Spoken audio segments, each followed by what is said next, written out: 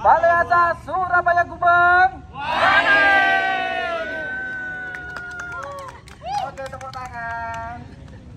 Sebelum kita mulai ke dari komunitas Pendamping Surabaya kepada beliau di Radio Guru silakan untuk menyaksikan.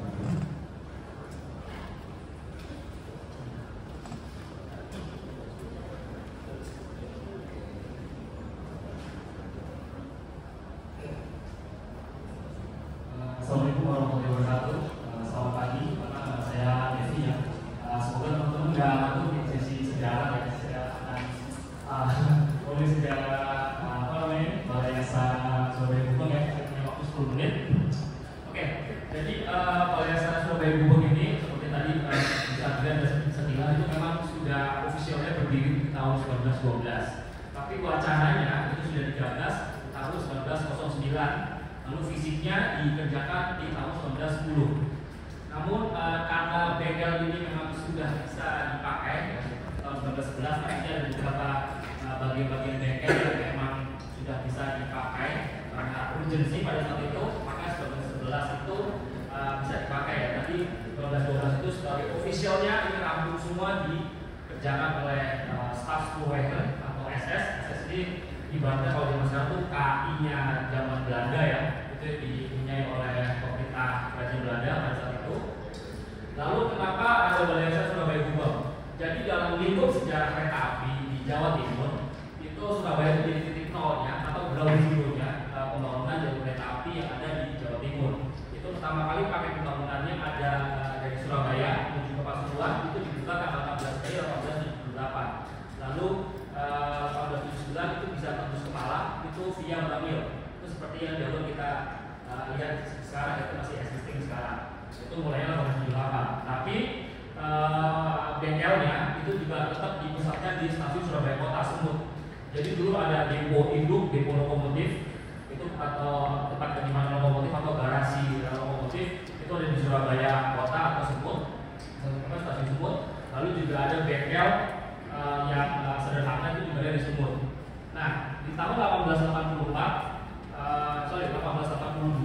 ketika jalur dari Surabaya ini sudah tembus sampai ke Madiun, itu SS ini, perusahaan ini tuh punya bengkel lagi yang namanya Workplace atau bengkel atau Balai Yayasan Madiun lah kalau zaman sekarang ya. Yang itu sekarang jadi tingkat. Itu sudah ada tahun 1882. Nah, di tahun 1900-an ya, berganti pergantian abad, bengkel yang ada di Surabaya Kota itu sudah tidak lagi bisa diperluas karena sarananya makin banyak. Di tahun 1878 lokomotif itu hanya ada 12 pertama kali saat itu. Lalu juga sarananya tidak sampai 500 gerbong atau kereta penumpang. Jadi kemudian mau tidak mau di pergantian abad 20 itu harus diperluas lagi bengkelnya.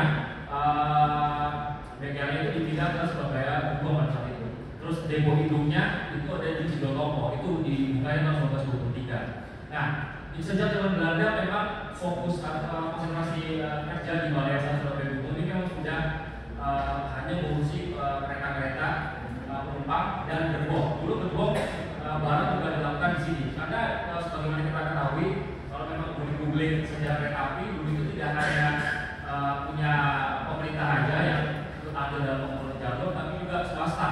Makanya tadi disebutkan ada Balai Yayasan Pemok yang ada di Yogyakarta, itu dulu punya MIS, Mengelola Industri Maskapai. Kalau teman-teman tahu Lawang Sewu, itu dulu kantor pusatnya. Lalu juga ada Balai Yayasan Tegal, itu punya Semarang Cirebon Sumber Maskapai. Ya itu ada Balai Yayasan itu tahun 1909, kalau nggak salah itu 1910. Tapi mungkin bahkan hampir bersamaan ya itu dibangunnya. Jadi itu ada punya swasta, lalu jadi kalau yang ini punya negara. Nah, ini dulu itu lumayan padat kalau di wilayah timur karena dulu itu lebih banyak angkutan barangnya daripada penumpangnya, ya kan? Jadi Surabaya itu kota pelabuhan. Di daerah Jawa Timur dulu itu adalah sentra produksi gula. Jadi dulu itu banyak gerbong-gerbong barang, lalu juga gerbong RS yang seperti gerbong ketel gitu, itu juga dirawatnya di sini. Saking banyaknya pengangkutan barang, bahkan viaduk yang di tengah viaduk Jalan Pahlawan itu dulunya hanya dilintasi sama kereta barang. Catatan yang menerangkan tentang kereta penumpang itu hanya Sultan Hamengkubuwono dari Solo itu ketika dia ada kunjungan sama ke Madura itu dilewatkan di sana sampai ke Tanjung Perak untuk nyebrang ke Madura. Lalu juga ada pengangkutan militer ya, ketika Jepang masuk tahun 42, di akhir 1930 itu orang-orang Belanda itu sudah siap-siap ya, karena sudah ada kabar bahwa Jepang itu akan masuk ke Indonesia. Nah, balik lagi ke Balai Surabaya Gubeng. Balai Surabaya Gubeng itu dulunya, kalau sekarang pegawai tadi bilang ada 500, dulu totalnya ada 1000. Mulai dari pegawai tingkat paling atas itu orang-orang Belanda, lalu sampai kuli-kulinya. Itu kulinya dulu ada 100 orang. Totalnya semua itu ada sekitar 1000 lebih sedikit lah. Dan karena dulu itu jauh lebih ramai. Karena kan tadi ya, saya bilang ya, karena ada barang, ada kereta penumpang, terus juga lain-lainnya lah, sarana penggerak ya. Nah itu diletakkan di sini semua untuk dirawat. Jadi ini juga di luar itu ada crane ini. Jadi seperti yang tadi dijelaskan ya, orang-orang dari Balai Yasa itu memang kalau ada suatu insiden atau kecelakaan itu memang mereka dikirimkan ke TKP gitu. Jadi di tahun 1938 itu ada kecelakaan kereta di sekitar Muling, Pasuruan atau Probolinggo sekitar itu.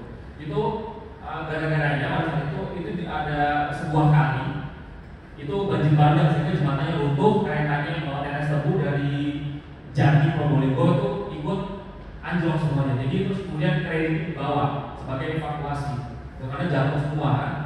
Nah, hubungannya kren ini kurang lebih dibuat di tahun 1910, dibuat oleh pabrikan Inggris John Johnson Company ya. Kren ini bisa mengangkat beban sampai 15 ton.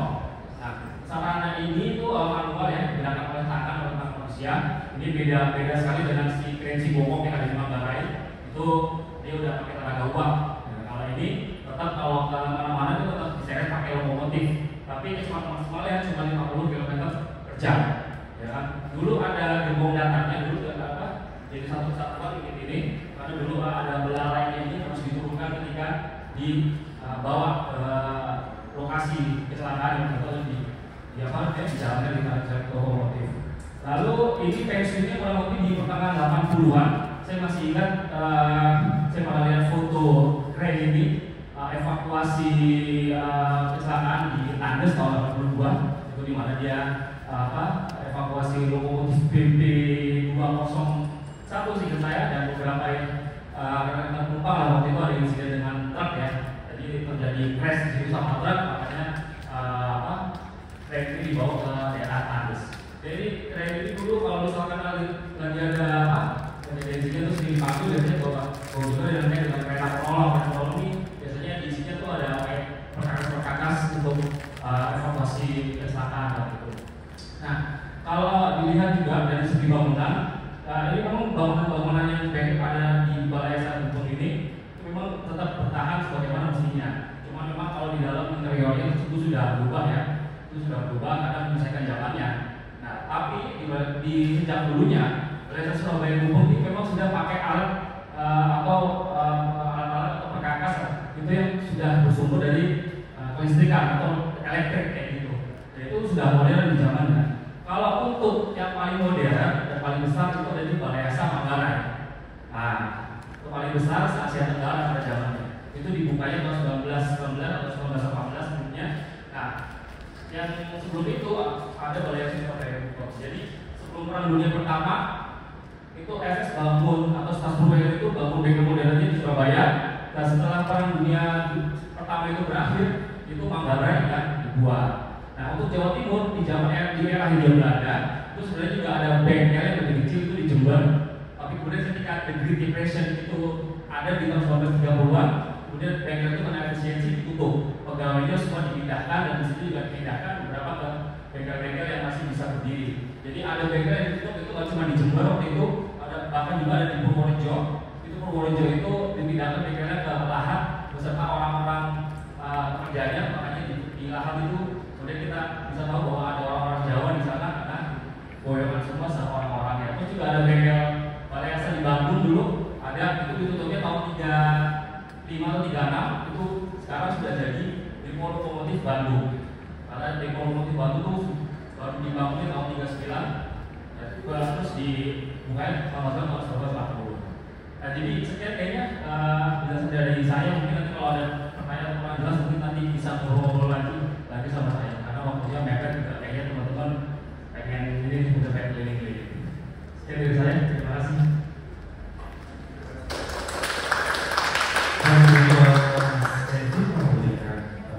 Persiapkan fisik kalian ya, karena nanti ya sedikit menguras tenaga ya. Jangan sinyal itu, oke? Langsung saja ya.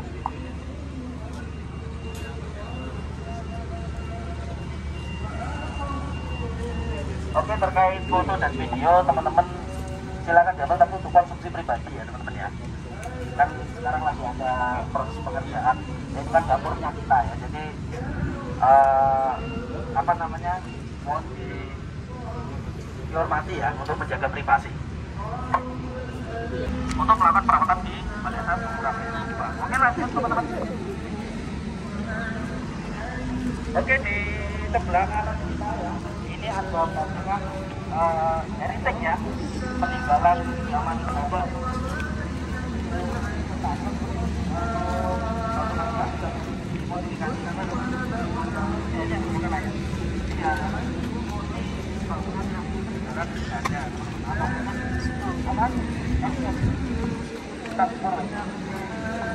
Oke, lanjut kita naik tambahan teman-teman ya. Mungkin teman-teman penasaran rasanya gimana naik tambahan ya. Ini roll wagon namanya. Roll wagon atau tambahan. Ini roll wagon ini untuk apa namanya? Memindahkan kereta ya dari belakang sana ya, setelah masuk dari jalur 1 ya, dibongkar, dipisah antara bogi dan bodinya.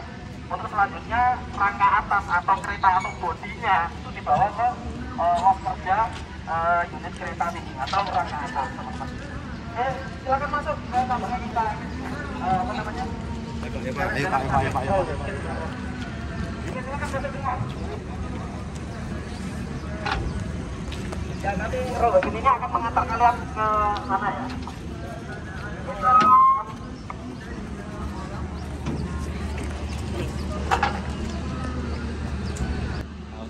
Goyang, hentakan. Nah, ya kan. Untuk apa? Inner cell ya bahkan sekarang. Oke teman-teman, kita memasuki area los kerja rangka atas teman-teman. Jadi ya, kereta dari belakang setelah ini pisah boginya dirawat di belakang. Bodinya itu pakai apa maksud ini ya? Pakai bogi dummy istilahnya itu ya. Bogi atau bogi ya. Bogi sementara ya.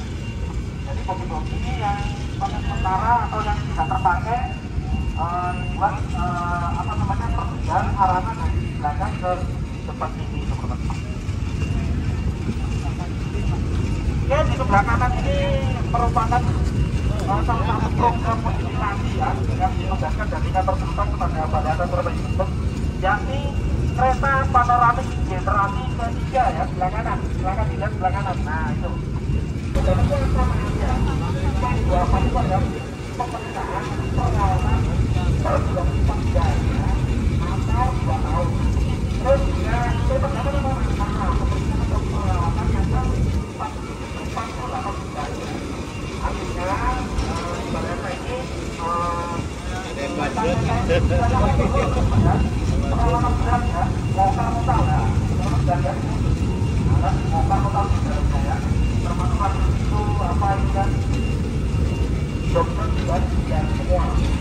Nah, oke, lanjut di depan kalian sebelah ya, arah jauh sebelah ya. Nah, itu adalah ruang perawatan AC ya. Apa bahasa Indonesia, bahasa Indonesia air conditioning.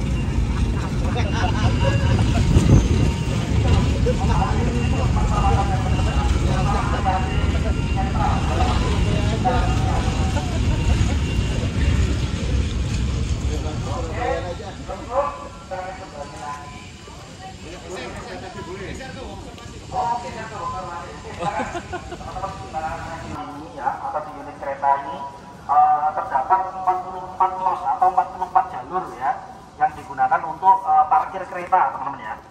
Jadi kapasitas parkirnya atau losnya itu berjumlah 44 los, 44 jalur.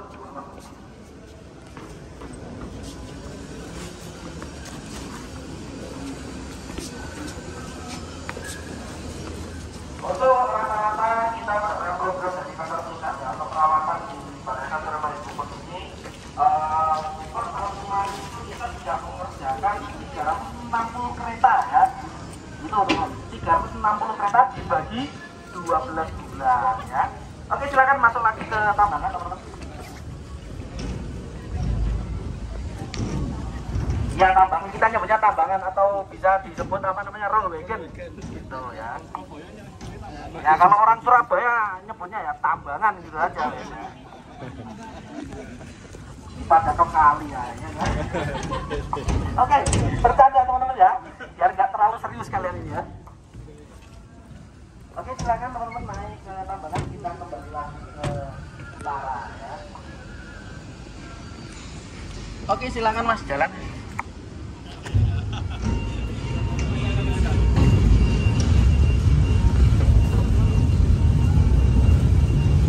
Dan nanti ya teman-teman ya, dari ulang tahun kereta api ya, nanti akan ada kejutan dari Balai Surabaya Gubeng ya. Ya salah satunya kereta panoramik. Sebenarnya kita melaksanakan program modifikasi gak cuma panoramik aja ya, ada 3 sebenarnya. Cuma nanti kejutan lah ya. Nah, nanti nggak bisa saya jelaskan di sini ya, gitu. Jadi teman-teman ya, namanya Balai ya, namanya off-road, bongkar total. Ya, termasuk rangkanya itu yang kromot-kromot langsung kita ganti teman-teman ya. Jadi kita di sini itu benar-benar mengutamakan keselamatan ya. Apa namanya, apapun yang sifatnya apa namanya, ada gangguan kereta ya langsung diganti rumah kita retak ini nanti ya. Kita sangat tidak mentoleransi hal-hal yang sifatnya apa namanya, yang bisa menyebabkan keselamatan penumpang itu ya kita tidak bisa mengabaikan itu ya. Safety first pokoknya ya, bahasa Inggrisnya itu. Maaf ya, biasanya tidak orang tua ya, bahasa Inggris jangan meletot-meletot gitu loh ya.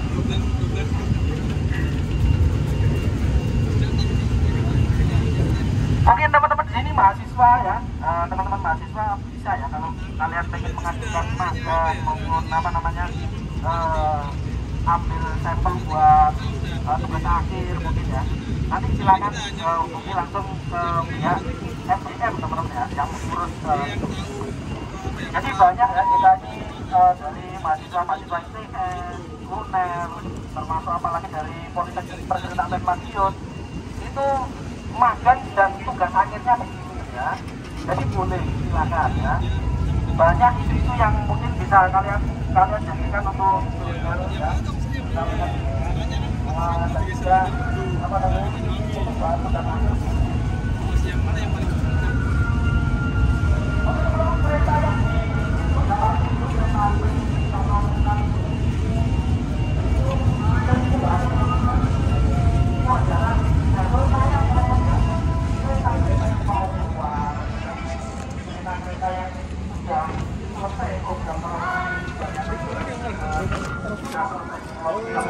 Kayaknya di dalam Manggarai. Semua ke Manggarai kereta. Ini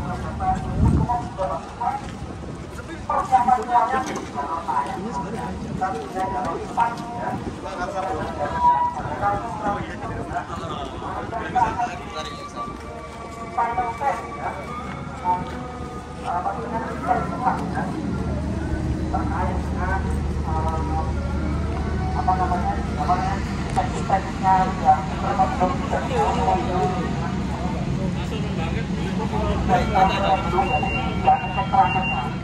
setelah dari sini kereta itu akan keluar ditarik sama lokomotif ya dari luar sana. Oke teman-teman, kita akan masuk ya. Ini adalah kereta Luguri yang kemarin memang sudah jatuh tempo perawatan P24 P48 ya di Balai Surabaya. Mungkin teman-teman Mas Nevi. Halo. Apa? Kereta luxury. Kereta luxury. Mas Agung kan udah berkali-kali. Kalau aku yang gratisan ini aja deh. Ibu keretanya di Daum 6 sampai di Daum 9 itu masuknya di Balai Atas Surabaya Gubeng teman-teman ya. Yang di Manggarai. Manggarai itu perawatannya tipe dari Daum 5 sampai Daum 1 sampai Daum 5 teman-teman ya. Nah, ini kan tertulis di NGV, artinya kereta ini adalah milik Surabaya Pasar Turi teman-teman. Mas, kalau FT 4310 itu apa, kode apa? Nah, itu adalah trademark ya. M itu menandakan kecepatan maksimal bisa sampai 120 km per jam ya. Untuk 43 itu adalah berat muatnya ya. Berat muatnya 43 ton, untuk berat kosongnya 40.000 kg atau 40 ton teman ya. Untuk 10 itu adalah ini jenis boginya generasi ke-10 ya. Yang mana support untuk trademark F teman-teman ya. Oke, silakan masuk dulu ya sambil menikmati, yang mungkin mau foto-foto di dalam boleh ya. 43 berarti bobot siap. Bobot maksimal ya. Maksimal. Ya. Oh, oke, siap. Makasih, Om. Ya, sama-sama. Oke, silakan. Om, udah makan dulu, Om. Lapar Om. Silakan, Pak. Oh, ini yang luxury yang Generasi kedua ya. Iya, yang Sembrani. Sembrani. Oke, yang mau Iya. Ini masih kursi cangkang gini kan? Iya, Sembrani. Luxury Sembrani. Harga teman-teman ini diperbolehkan diizinkan untuk melihat kereta pembangkit ya. Yang ada di depannya sini.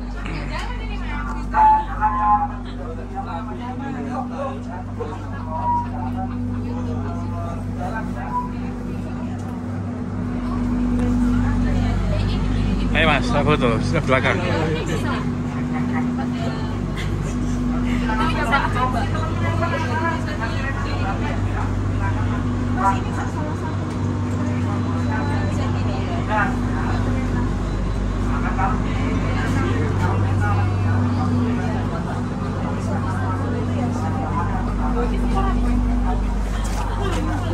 Situ Mas, di situ, iya tahu tuh.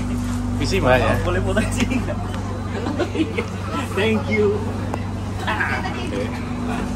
Tuh 23, tuh 23. Oke, serius. Tapi lebih enak yang ini Mas ya, yang luxury generasi pertama yang argo anggrek ya, karena dia rebahan. Lebih enak argo anggrek. Lebih rebahan ya. Iya. Kalau ini kan emang modelnya kursi cangkang gitu. Iya. Ini nggak bisa rebahan kok, ada ininya. Kalau yang Mentoknya cuma sampai sini doang kan? iya. Kalau argo anggrek kan bisa Oh iya, hampir lurus. tidur. Tidur, bisa tidur. Kita lihat, ada kesempatan lihat pembangkit Mas. Pembangkit. Kereta pembangkit depan. Di depan itu. Kalau mau lihat pembangkit Bisa ya? bisa. Bisa dokumentasi ya Pak?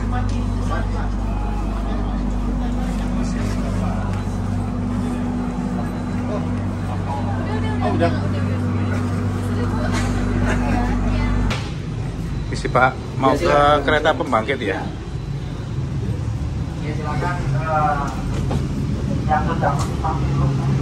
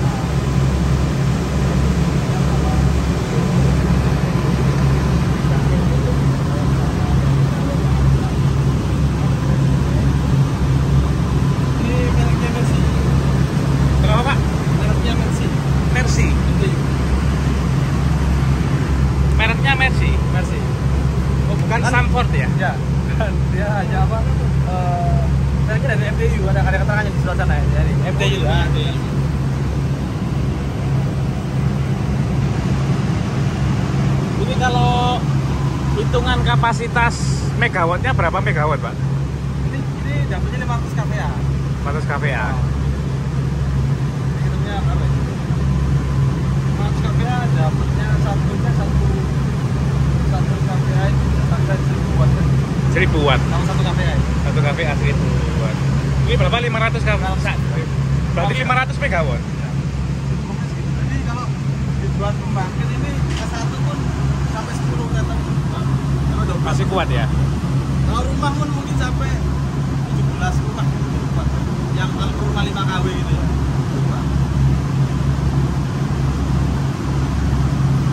Jadi kita perawatannya ada minor overhaul sama background overhaul. Kebetulan ya ini setelah background overhaul. Ini filter udara ya, Pak ya? Jadi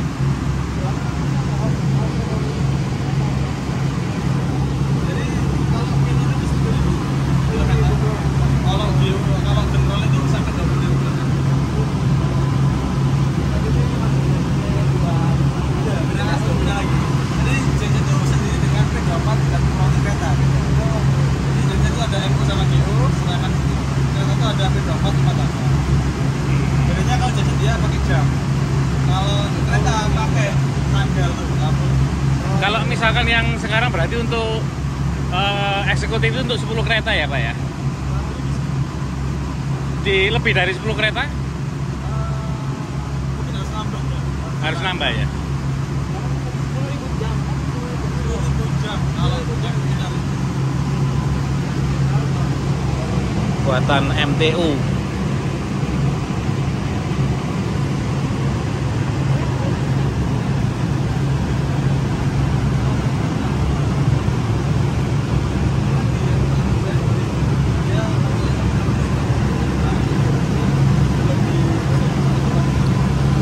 Yang saya 2000 tuh ya MG sudah 2000 saya 2000 ya cuma dia kapasitas sampai 600 itu sama ini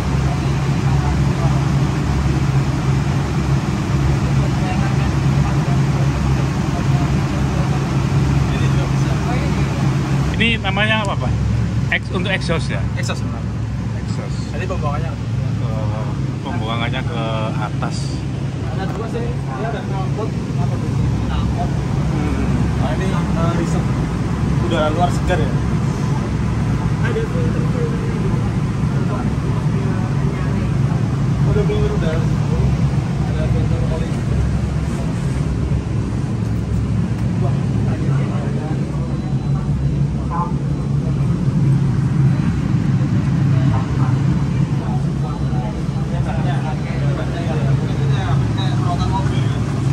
Setiap 5.000 kilo baru kita ganti olinya, ditap lagi.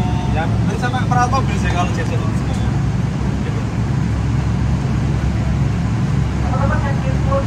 Jadi sebenarnya hemat itu sih boleh ya. Misalkan perawatan biasa kalian boleh yang masuk ke ruangan kereta pembangkit teman-teman. Minusnya dia kalau masih Silakan. disambungkan rel ya.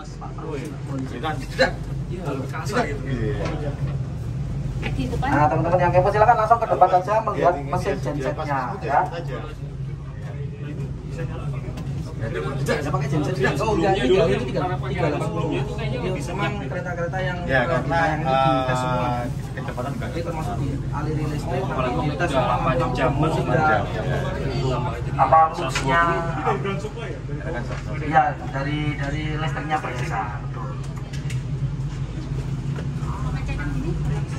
Silakan itu jam mesinnya ya. Tapi untuk perawatan bodi itu tetap acuannya kita P24 P48. Iya. Oke silakan. Yang mau kepo sama keretanya. Mas Eko, P24, P48 itu 24 bulannya dihitung sejak apa, Mas Eko? Sejak keluar dari sini. Beda. Ini apa? Loh, seandainya kalau kereta baru, kamu baru keluar dari Inka, itu di P24-nya dihitungnya dari kapan? Kan di situ ada ininya apa namanya? Start dinasnya itu Mas. Oh, mulai dinasnya MD Dinasnya kan itu. ada itu ya. Jadi kalau pengen lihat itu silakan nanti keluar ya, ada inisial kereta di bodinya di bawah, nanti kita lihat ya. Tadi Mas Nanti kita jelaskan apa itu P, K3, KMP, istilahnya gitu aja. Nomor lambung istilahnya ya. tadi yang apa? Minor overhaul sama general overhaul ya? Iya, general overhaul sama minor overhaul. Pak Eko, yang tadi minor overhaul sama general overhaul itu apa bedanya? Kalau minor overhaul itu perawatan 10.000 jam kerja genset. Oke. Kalau general overhaul itu 20.000 jam kerja Jam genset. kerja genset. Dan itu Part-partnya yang diganti juga beda ya. Nah, terkait detail teknisnya itu orang genset yang tahu. Yang jelas cara general 10.000 jam kerja sama 20.000 jam kerja.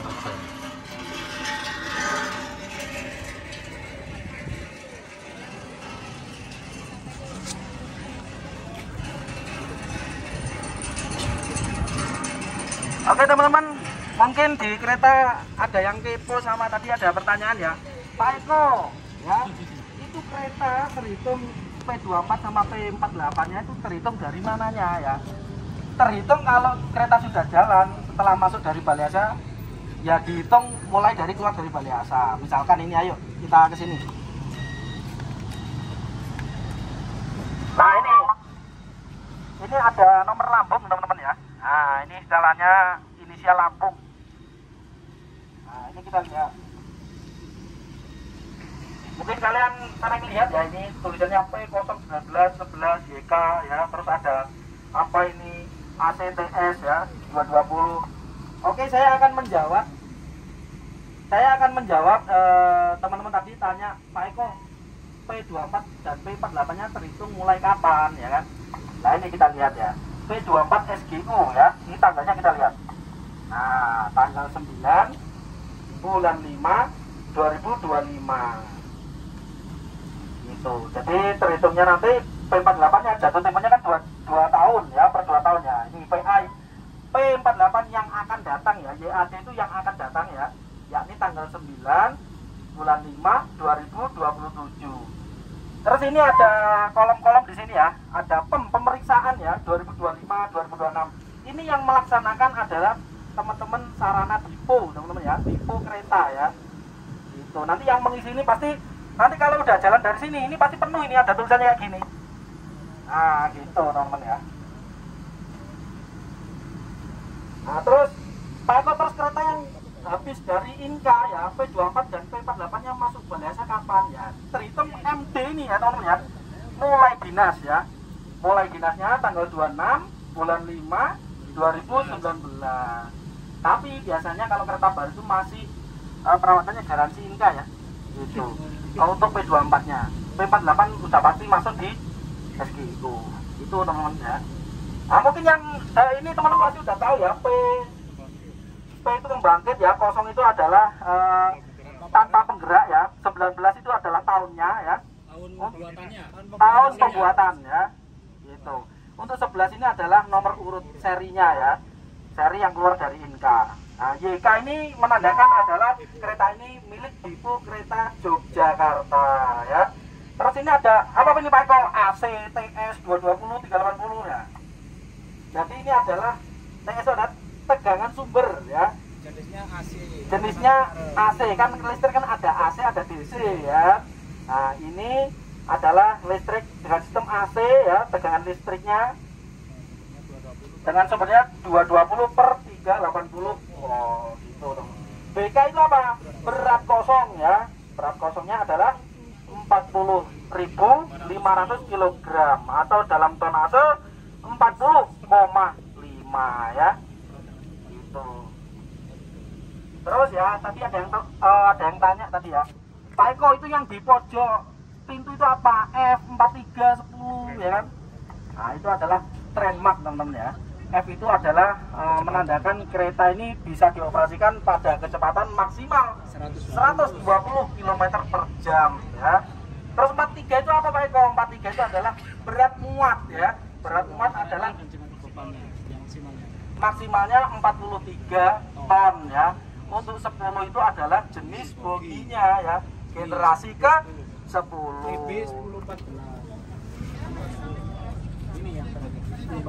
Jadi yang paling baru ini adalah bogi yang dengan kode 10 dulu ya, generasi ke-10 ya.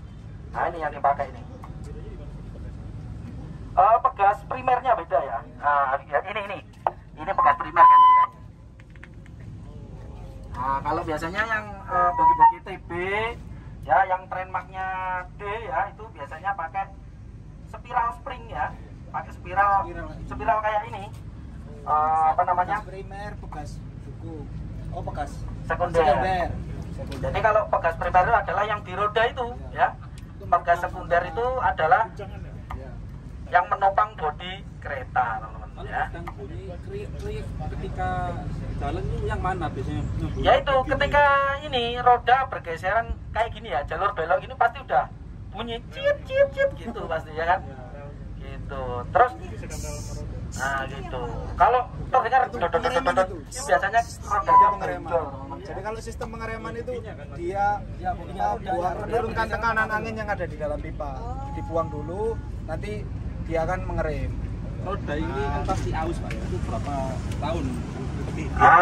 Pertanyaan bagus Pak. Roda ini gantinya setiap apa ya? Jadi kereta-kereta yang masuk kolom tadi pemeriksaan ya sama Dipo itu akan diukur ya, ada parameternya ya. Kalau ada parameter tertentu ya, jadi kalau misalkan sudah mencapai batas keausan tertentu ya, itu nanti akan dibubut gitu ya. Atau kalau sudah sampai pada batas bubut ya harus diganti yang baru ya.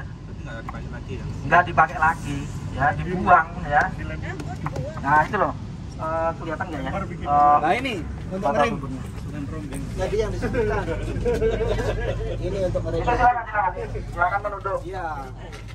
Pres ini. Ini untuk pengereman, proses pengereman. Oh iya. Bentar. Oh itu pengereman ya? Iya. Pengereman. Kita mengurangi tekanan yang ada di brake pit. Nanti setelah tekanan itu berkurang, maka secara otomatis nanti ada yang namanya slack adjuster. Itu ada brake cylinder dulu, dorong slack adjuster untuk dorong brake rigging yang ada di tiap bogi. Jadi langsung dia mengerem, ada bergerak seperti ini. Didorong, ini kan ada tuas panjang ini. Ini didorong, terus auto brake riggingnya ini mengerem di roda ini. Jadi ngerem gini. Selesai nanti kita tambah lagi, kita rilis, kita tambah tekanan di pipa untuk pengeremannya. Setelah 5 bar dia nanti akan kembali lagi. Waktunya kita pakai.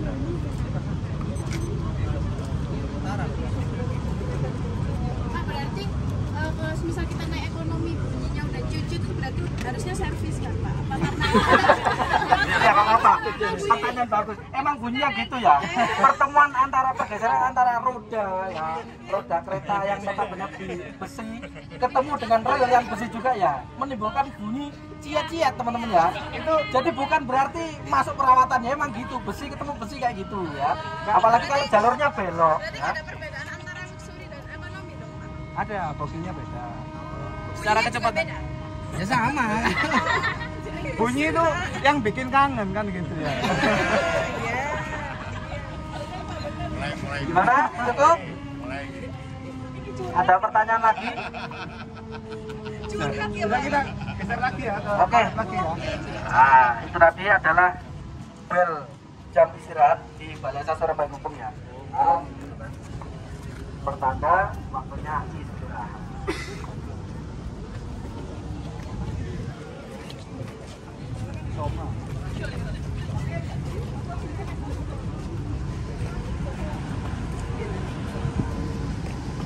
Sini dah.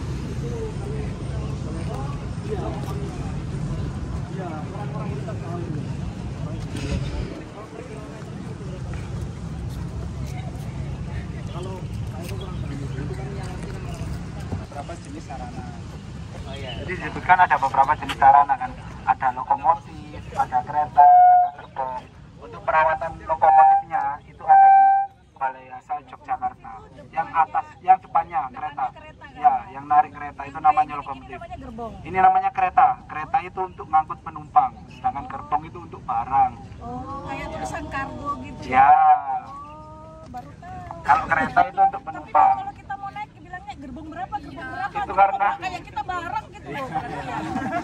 sekarang kan kita sudah tahu kalau ternyata kita naiknya itu kereta. Jadi tanya nanti, saya ini kereta nomor 2 di mana ya Pak? Jangan nanya gerbong, karena kan kita bukan barang kan seperti itu ya. Gerbong berapa Bu? Malah petugasnya yang nanya gerbong berapa Bu? Iya. Kereta. Iya, berarti nanti kita yang jelaskan Pak salah Pak bukan gerbong ini kereta. Boleh diingatkan. Iya. Ibu lebih pintar dari Ibu kerja di sini ya? Sudah, kita masuk ke ruang lagi ya. Ya.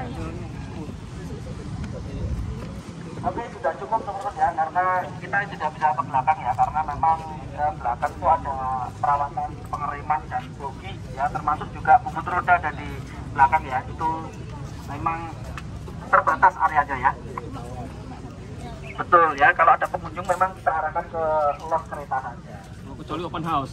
Betul, open house pun juga dibatasi ya. Tapi sampai belakang loh itu. Iya, sampai belakang, cuma kan nggak sampai ke Oh iya benar. nggak sampai ke lot belakang. Oh iya, teman-teman ambil foto dulu di kren ya, di kren ini, kren Baladewa yang foto bersama. Baladewa Bu. Fans Dewa 19. Baladewa itu.